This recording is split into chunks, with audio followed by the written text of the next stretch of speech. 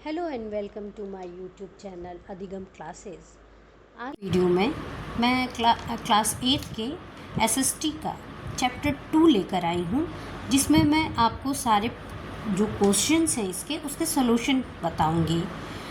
इस चैप्टर का नाम है रिशेपिंग इंडियाज़ पॉलिटिकल मैप। इस वीडियो के पहले मैंने और भी इस चैप्टर के वीडियोस बनाए हैं, जो आप मेरे YouTube चैनल पर जाकर उन्हें देख सकते हैं। साथ ही साथ चैप्टर 1 जो है उसको भी मैंने बताया है, उसको भी आप मेरे YouTube चैनल पे जाकर देख सकते हैं। मैं इन सब जो वीडियोस हैं इन सभी का लिंक अपने वीडियो के डिस्क्रिप्शन बॉक्स में भी लगा देती हूँ।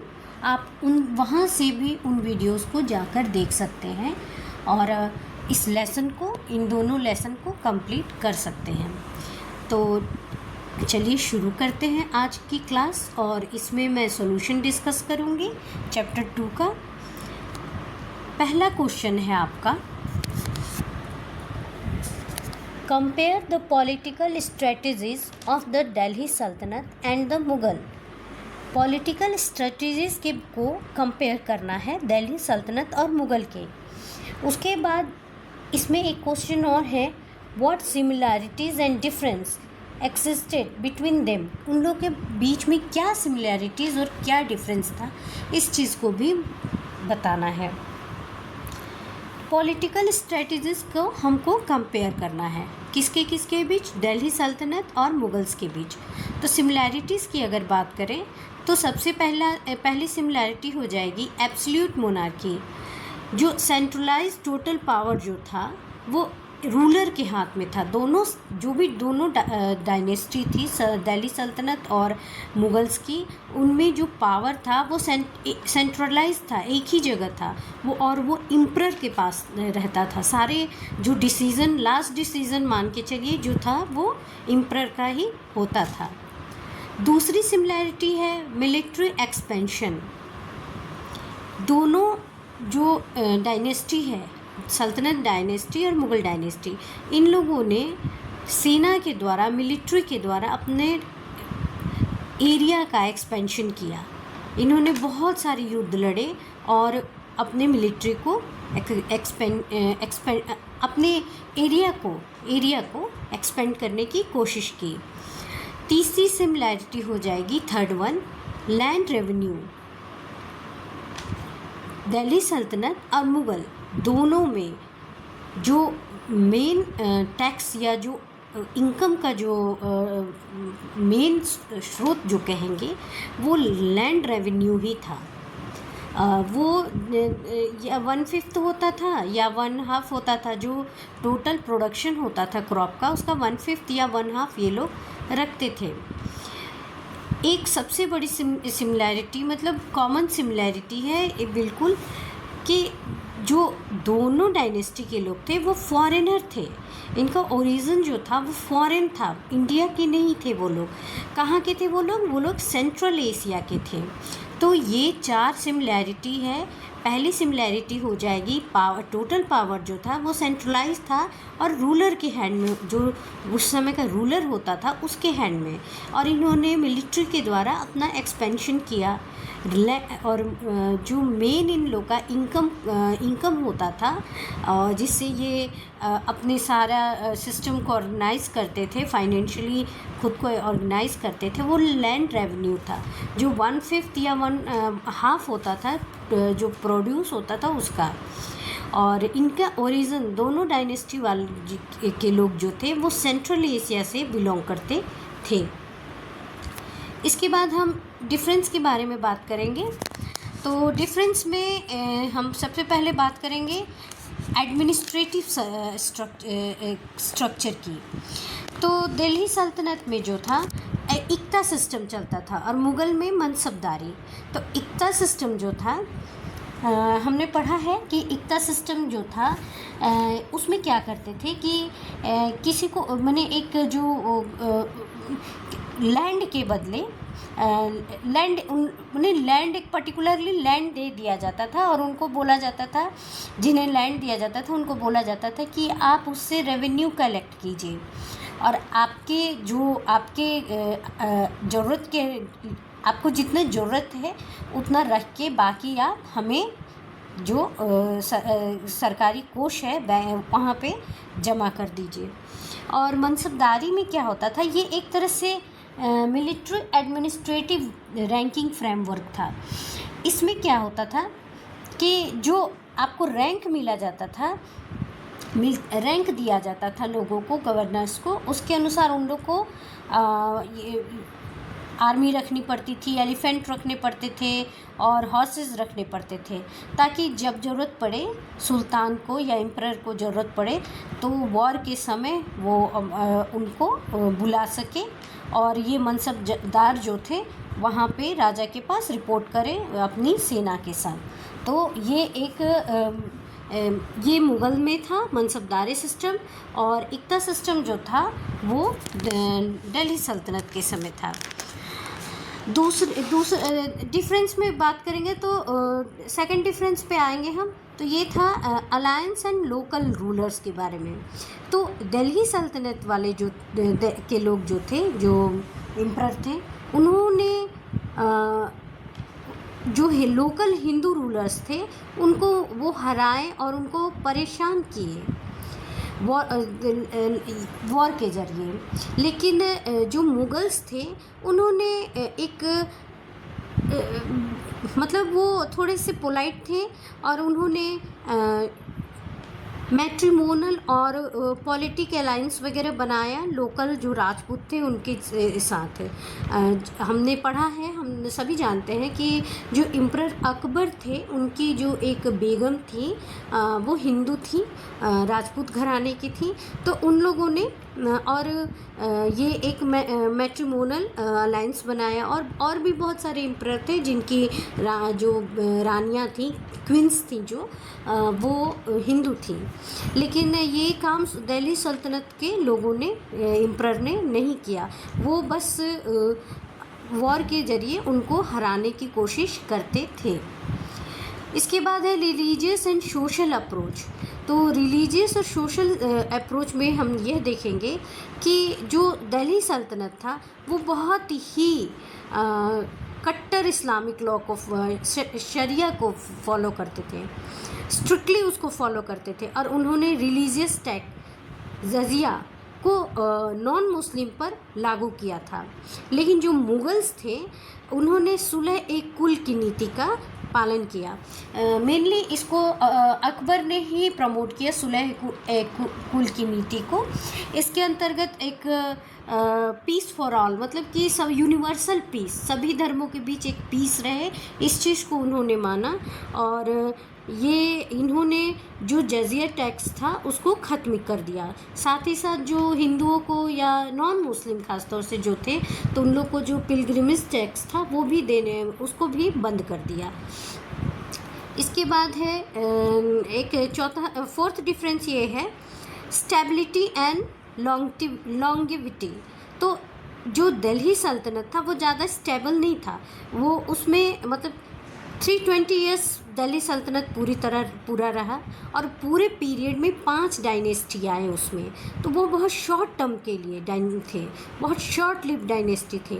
लेकिन मुग़ल डायनेस्टी जो थी उन लोग में बहुत ज़्यादा समय के लिए एक वो डायनेस्टी आती थी, और एक सिंगल फैमिली की जो डायनेस्टी होती थी वो बहुत समय तक अपना शासन करती थी।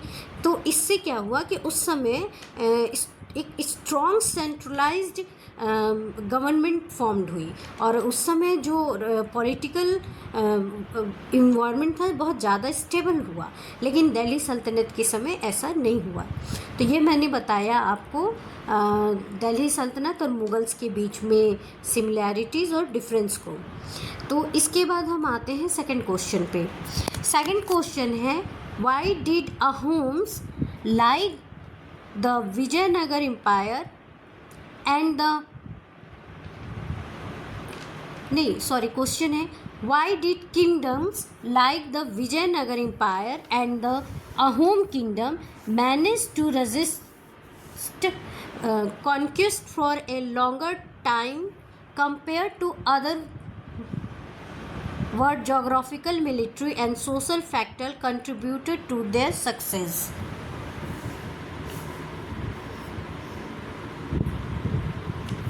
यह मिसप्रिंट हुआ है, बहुत ज़्यादा जो टाइपिंग मिस्टेक है इसमें, इसलिए क्वेश्चन थोड़ा सा वो हो रहा है। तो यहाँ पे क्वेश्चन है, why did kingdoms like the Vijayanagara empire and the Ahom kingdoms manage to resist conquest for a longer time compare to others? What geographical, military and social factors contributed to their success? मतलब कि पूछा गया है कि Ahom kingdom और Vijayanagar kingdom जो थे उन लोगों ने कि किस तरह से बहुत लंबे समय तक जो भी बाहरी उनके ऊपर अटैक होते थे जो उसको कैसे मैनेज किया, और उसमें वहाँ की जोग्राफिकल और मिलिट्री और सोशल फैक्टर्स जो थे उन लोगों ने कहाँ तक कंट्रीब्यूट किया। तो सबसे पहले हम जोग्राफिकल फैक्टर को देखेंगे। तो जोग्राफिकल फैक्टर में पहला आएगा नेचुरल बैरियर। विजयनगर एम्पायर जो था वो डेक्कन हिल्स के ऊपर था की तरफ था, और जो वहाँ पे तुंगभद्रा रिवर जो थी, डेक्कन हिल्स और तुंगभद्रा रिवर, ये दोनों एक बैरियर की तरह काम करती थी, विजयनगर को एम्पायर को इससे मतलब सेफ रखती थी। इसके बाद है डिफ़िकल्ट टेरेन। जो अहोम हैं उन वहाँ के इलाके जो थे बहुत डिफ़िकल्ट थे, और वो लोग डेंस जंगल जो थे, जो जंगल्स होते थे उनको बहुत यूज़ करते थे, उसका उनको बहुत ज़्यादा ज्ञान था। और मॉनसून के समय जब बारिश होती थी तो वहाँ ज़्यादातर ब्रह्मपुत्रा वैली में फ्लड आ जाती थी, तो इससे उन लोगों को बहुत फ़ायदा मिलता था।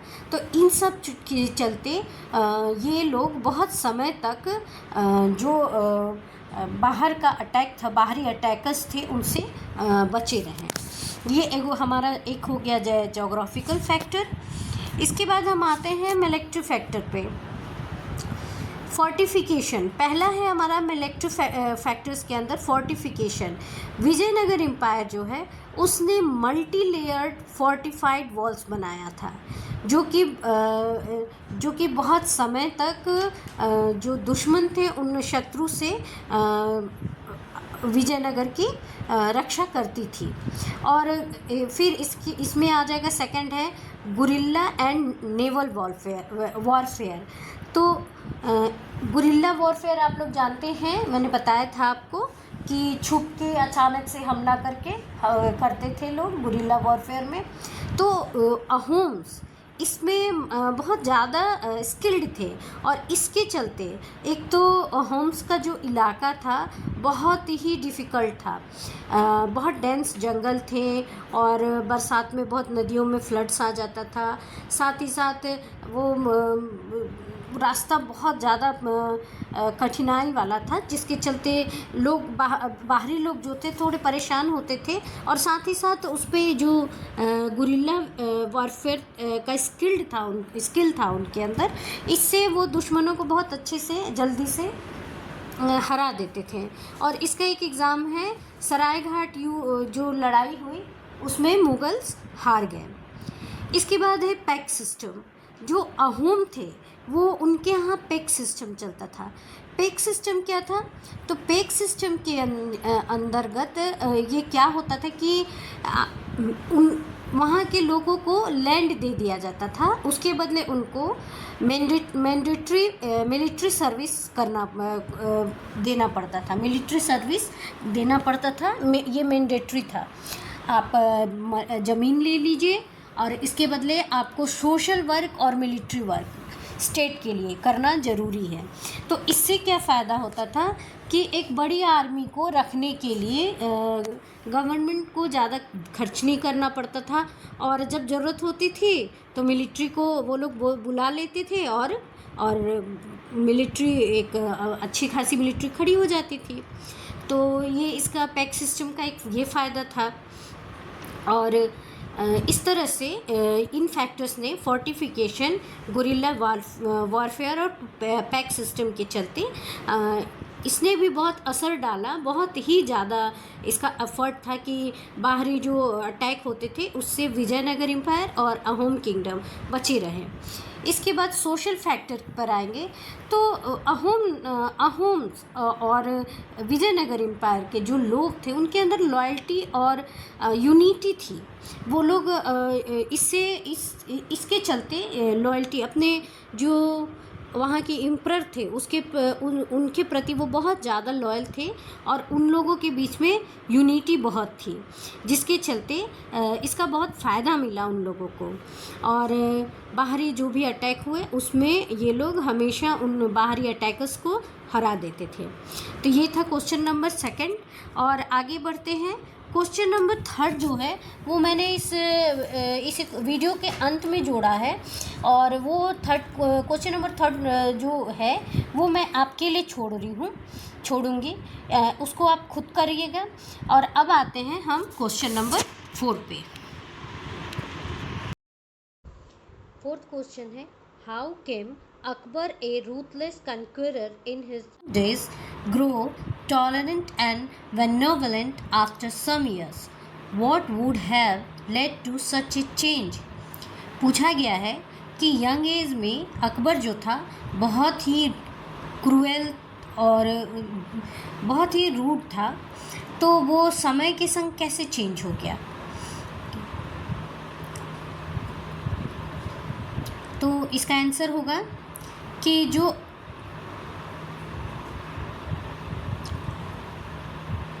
एक कन्क्यूरर से बेनेवोलेंट बनने का जो उसकी जर्नी है वो उस समय की उसकी स्ट्रेटेजिक नेसेसिटी थी। साथ ही साथ उसके अंदर धीरे धीरे स्पिरिचुअलिटी भी आ गई, जिसके चलते वो चेंज हुआ इस तरीके से। तो इसको हम ऐसे देख सकते हैं। चेंज होने का जो रीज़न है, सबसे पहला है पॉलिटिकल सर्वाइवल। जो अकबर था वो ये समझ गया था कि ये हिंदुस्तान जो है वहाँ पे हिंदू की मेजॉरिटी है, तो अगर वहाँ पे अच्छे से आपको बहुत लंबे समय तक अगर शासन करना है तो वहाँ के जो लोकल लोग हैं उन लोगों से बना के रखना है। और इसके चलते वो धीरे धीरे इस चीज़ को समझा और वो चेंज हुआ कि जब तक वहाँ के जो लोकल हिंदू हैं उसको लॉयल नहीं होंगे तब तक पूरे एम्पायर को कंट्रोल करना मुश्किल है।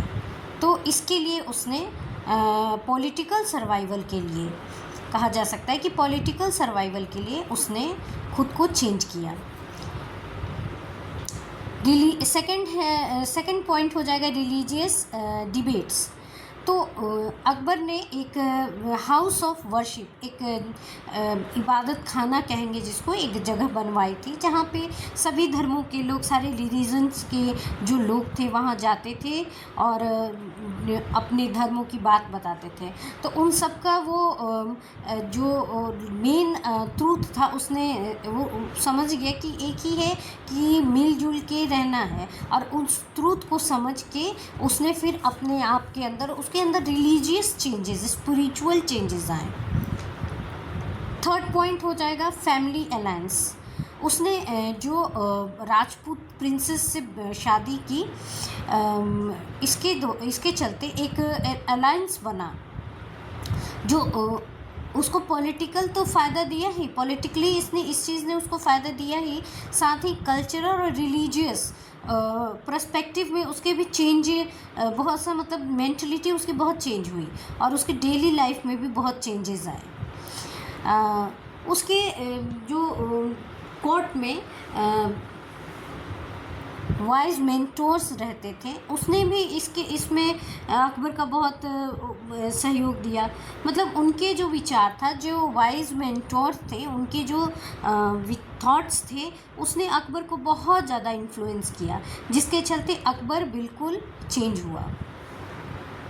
तो क्या क्या है, एक तो पहला है political survival, religious debates, family alliance और वाइज मेंटोर, इन चीज़ों ने अकबर के ऊपर बहुत ज़्यादा असर किया और वो बहुत ही एक क्रूर शासक से एक बहुत ही परोपकारी और सभी धर्मों को सुलह कुल की नीति को मानने वाला एक एम्परर बन गया।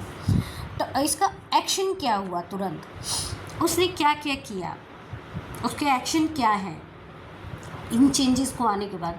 उसने तो सबसे पहले जो नॉन मुस्लिम के ऊपर जजिया टैक्स था और पिलग्रिम का जो टैक्सेस थे उसको ख़त्म किया। साथ ही साथ उसने अपने पॉलिटिकल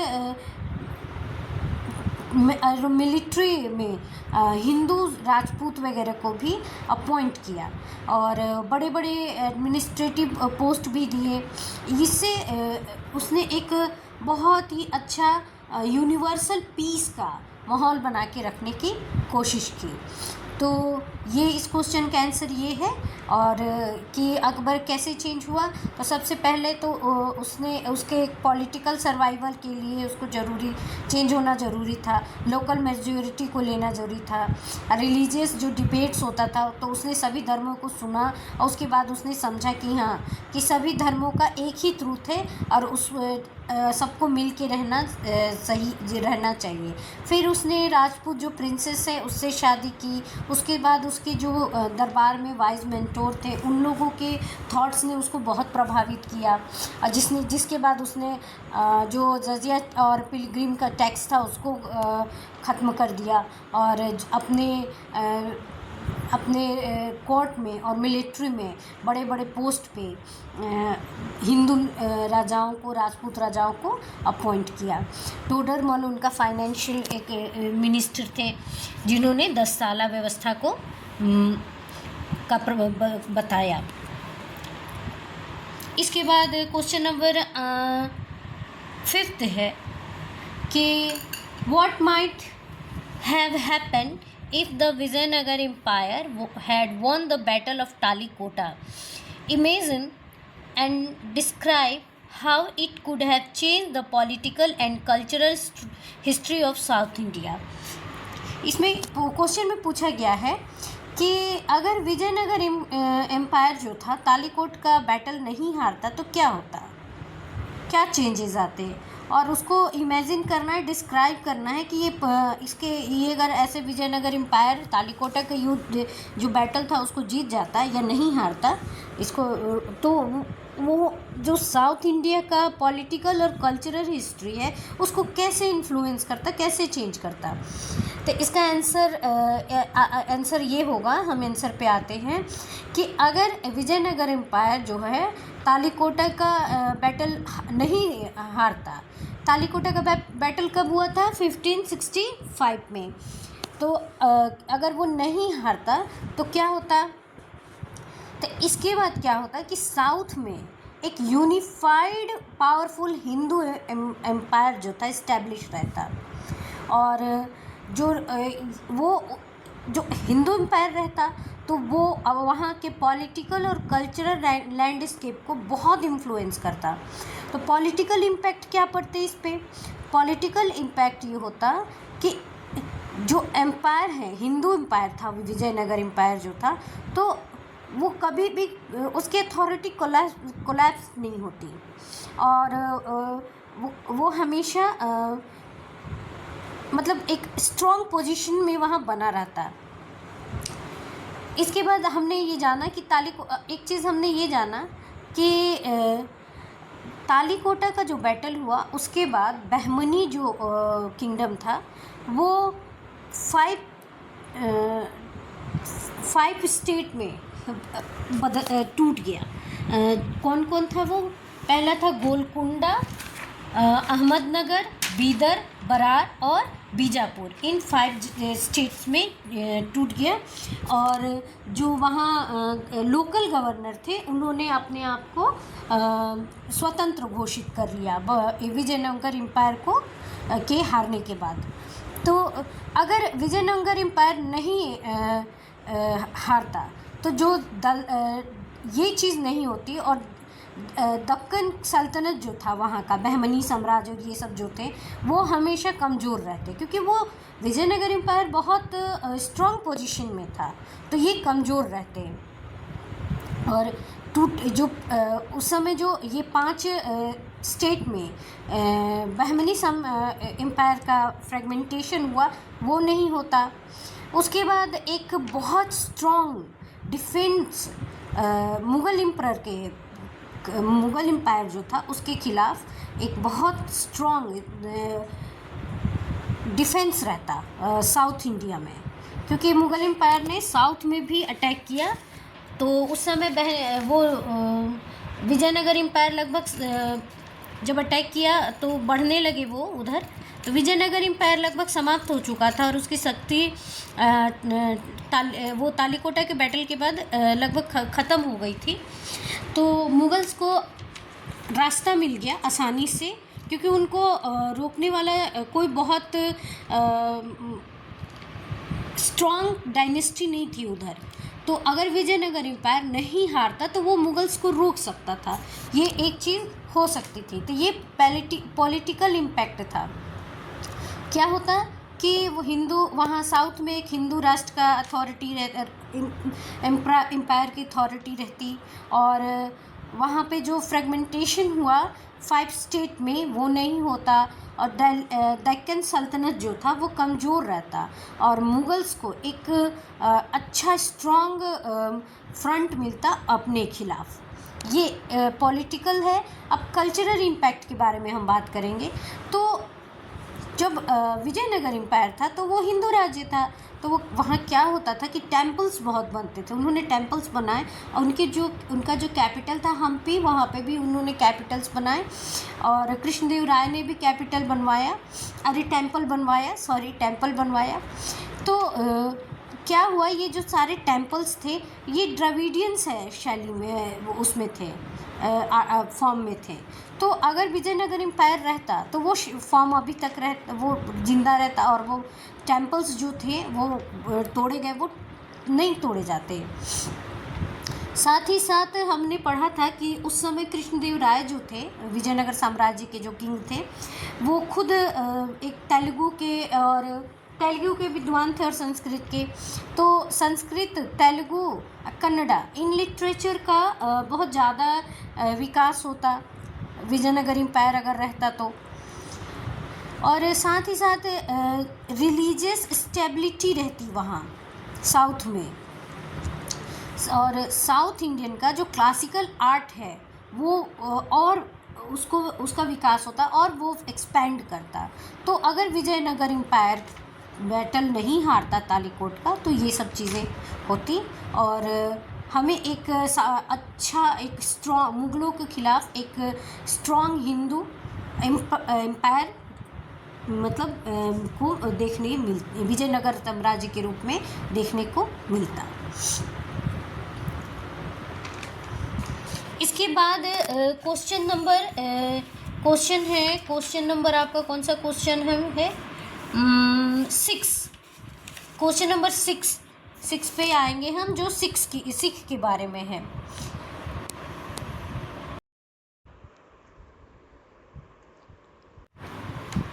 क्वेश्चन नंबर 6 है, many values promoted by early Sikhism including equality, seva and justice remain relevant today.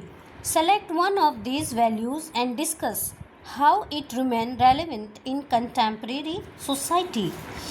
Question ये कह रहा है कि जो सिखिज़्म है, सिख हैं, उन्होंने बहुत सारी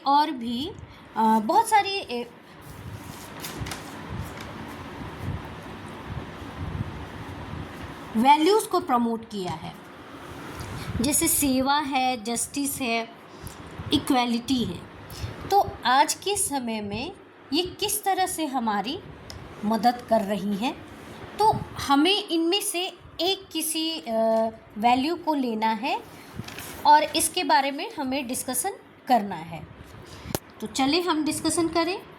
इसमें मैंने सेवा को लिया है।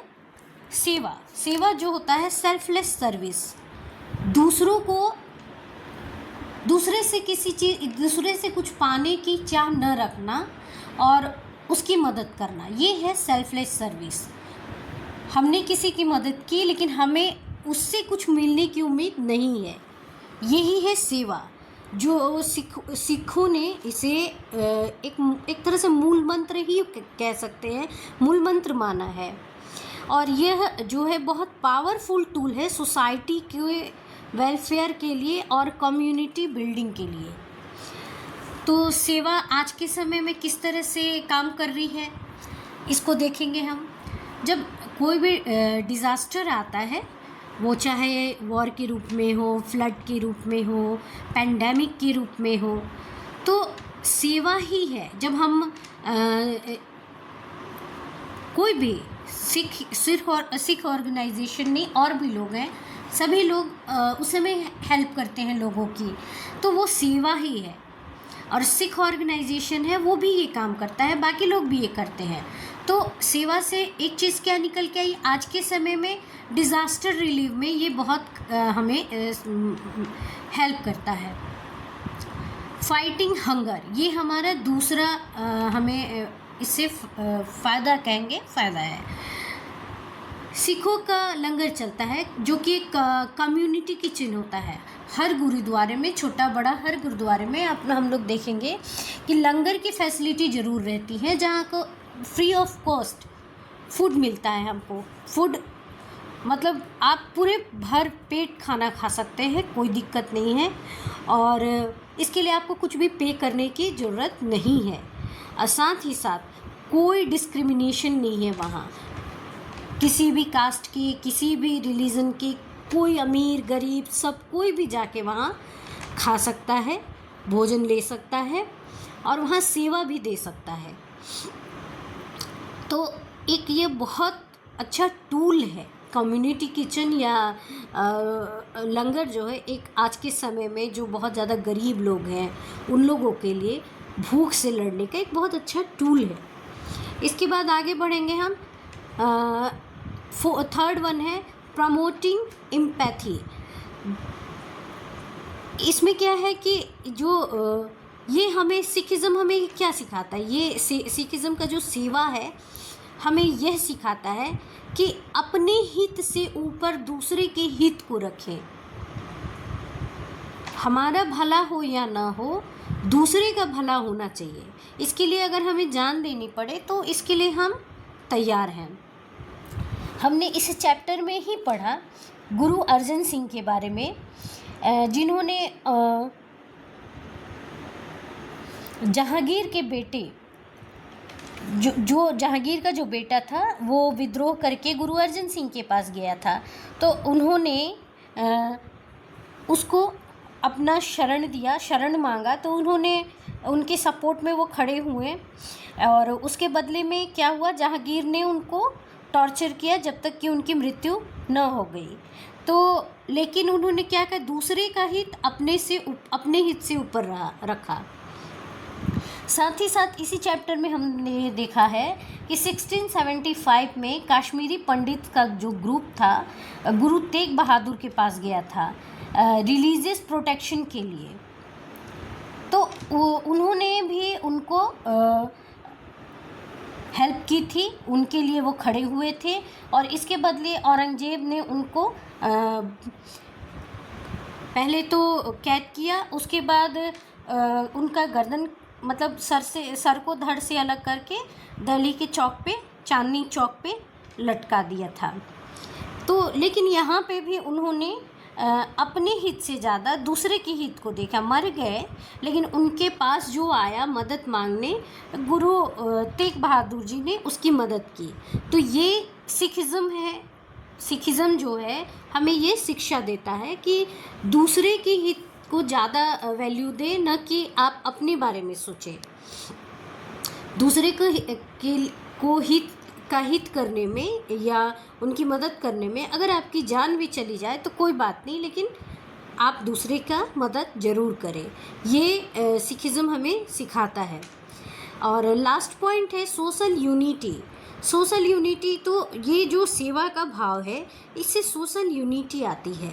और आज के समय में जो हम मतलब कोई भी हम लोग बैकग्राउंड के हैं, किसी भी क्लास के हैं, कहीं से भी आ रहे हैं, हमारे अंदर अगर सेवा का भाव है एक दूसरे के प्रति, तो पूरी तरह से एक सोशल यूनिटी बनती ही है और लोग यूनाइट होके रहते हैं।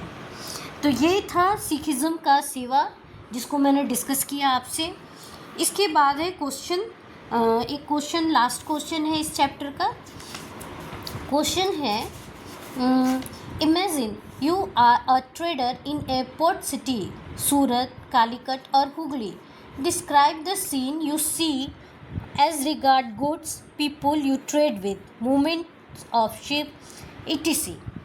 इसमें ये बोला गया है कि इमेजिन कीजिए आप ट्रेडर हैं पोर्ट सिटी। अब पोर्ट सिटी कौन कौन, 3 ऑप्शन दिए गए हैं, सूरत, कालीकट और हुगली। इन तीनों में से किसी एक में आप ट्रेडर के रूप में वहाँ हैं। तो वहाँ का आपने जो सीन देखा गुड्स के रिगार्डिंग, पीपल, वहाँ के लोग कैसे ट्रेड करते हैं, शिप का मूवमेंट कैसे होता है, तो इस चीज़ को डिस्क्राइब करने के लिए बताया गया है, पूछा गया है कि इसको डिस्क्राइब कीजिए।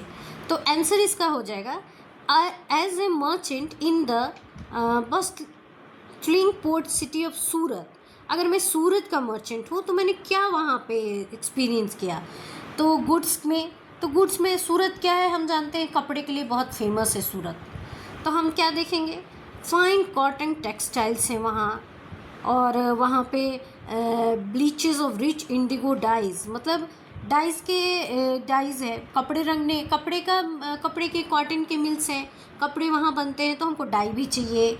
उसके बाद और दूसरे साउथ से वहाँ पे स्पाइसेस आ रहे हैं, हमने ये देखा। और यूरोपियन और जो दूसरे कंट्री से लोग आ रहे हैं, उन लोगों का सामान भी देखा। तो ये हमने वहाँ पे देखा, गुड्स, रिगार्डिंग गुड्स क्या क्या सामान देखा। और भी चीज़ें होंगी, लेकिन मैंने इन्हीं चीज़ों को मेंशन किया है। और किस तरह के लोगों से हम मिलते हैं, भाई वो पोर्ट सिटी है, वहाँ पे नेशनल इंटरनेशनल ट्रेड हो रहा है, तो वहाँ पूरे जगह से माने पूरे लोग, बाहर विदेशी लोग भी आएंगे, फॉरेनर भी आएंगे। तो हमने कैसे इंग्लिश मैन को देखा, डचेस कंपनी को, एजेंट्स को देखा, अरब और पर्शियन, पोर्टुगीज़ लोगों को देखा। तो ये हम बोल सकते हैं। साथ ही साथ वहाँ पे जो लोकल लोग हैं, बैंकर्स हैं, जैन बैंकर, ब्रोकर्स हैं, उनको हमने देखा, ये हम बता सकते हैं। शिप का मूवमेंट क्या था, तो शिप का मूवमेंट था कि हमने बड़े शिप भी देखे जो कि रिवर पे फ्लो कर रहे थे, हमने स्मॉल बोट्स देखा और हैप्पी फेरी कार्गो देखा। तो ये सब हमने मॉनसून विंड्स देखे हैं, ये सब हम इमेजिन कर सकते हैं और बता सकते हैं। एक क्वेश्चन जो है 3rd नंबर मैंने बोला था कि मैं आप लोगों के लिए छोड़ूंगी। ये क्वेश्चन है, imagine you are a scholar in the court of Akbar और कृष्णदेव राय। Write a letter to your friend describing the politics, trade, culture and society you are witnessing। कि अकबर या कृष्णदेव राय के अगर कोर्ट में हम हैं तो वहाँ का कल्चर है, सोसाइटी है, और ट्रेड कैसे होता है, वहाँ की पॉलिटिक्स क्या है, पॉलिटिकल जो सिस्टम है वो सब कैसा है, इसके बारे में एक लेटर लिख के हमको अपने फ्रेंड के पास भेजना है। तो अगर ये क्वेश्चन आप लोग को खुद करना है, नहीं तो मैं अगले वीडियो में इसको कोशिश करूँगी इंक्लूड करने के लिए। ये वीडियो काफ़ी लंबा जा रहा है, तो यहीं पे एंड करते हैं आज और मिलते हैं अगले वीडियो में। कोशिश करूँगी कि मैं 9th क्लास का कोई एक सब्जेक्ट उठाऊँ। अभी SST की बुक्स नहीं आई हैं आप लोगों की, साइंस की आ गई हैं, तो कोशिश करूँगी साइंस का कोई चैप्टर लेके आप लोग के लिए अगले वीडियो में आऊँ, 9th क्लास की साइंस का। ठीक है, धन्यवाद।